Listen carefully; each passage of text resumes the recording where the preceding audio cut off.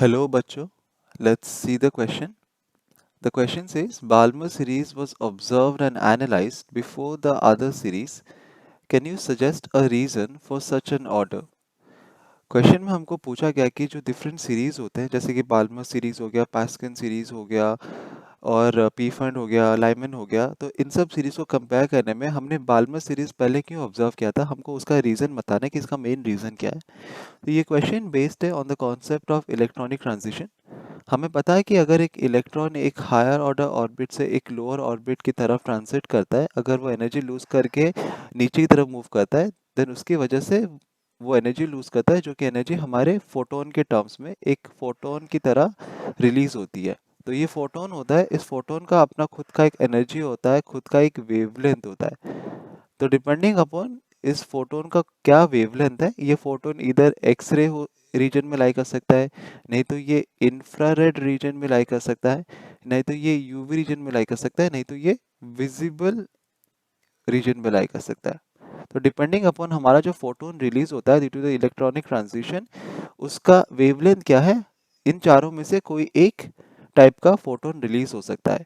Balmer series में क्या होता है, बाल्मर सीरीज में हमारा जो इलेक्ट्रॉन होता है, उसका जो फाइनल ऑर्बिट होता है, जिस ऑर्बिट पे वो फाइनली आके गिरता है, that is n is equal to 2। इसका इनिशियल ऑर्बिट कुछ भी हो सकता है between n is equal to 3 to n is equal to infinity. तो अगर हमारा electron n is equal to 3 और इन्फिनिटी के बीच में किसी भी एक ऑर्बिट से सेकेंड ऑर्बिट की तरफ ट्रांजिट करता है डी एक्साइट होके, देन वो एक फोटोन रिलीज करता है, और इस फोटोन का जो वेवलेंथ होता है वो होता है बिटवीन 366 नैनोमीटर टू 655 नैनोमीटर। और ये हमारा विजिबल रीजन का वेवलेंथ है। विजिबल रीजन का डायरेक्ट मतलब यही होता है कि ये हमारी इंसानी आंखें इसको डायरेक्टली डिटेक्ट कर सकती है, देख सकती है, whereas human eye can not directly detect the X rays, infrareds and UV rays. So जो हमारा मेन कॉन्सेप्ट है, जो मेन रीजन है कि क्यों बाल्मर सीरीज हमने पहले ऑब्जर्व किया था as compare to the other series, उसका मेन रीजन यही है कि बाल्मर सीरीज में जो हमारा फोटोन रिलीज होता है वो हमारे विजिबल रीजन में लाई करता है। वो विजिबल रीजन में लाई करने की वजह से उसको हम बिना किसी इंस्ट्रूमेंट के डायरेक्टली अपने आंखों से ऑब्जर्व कर सकते हैं।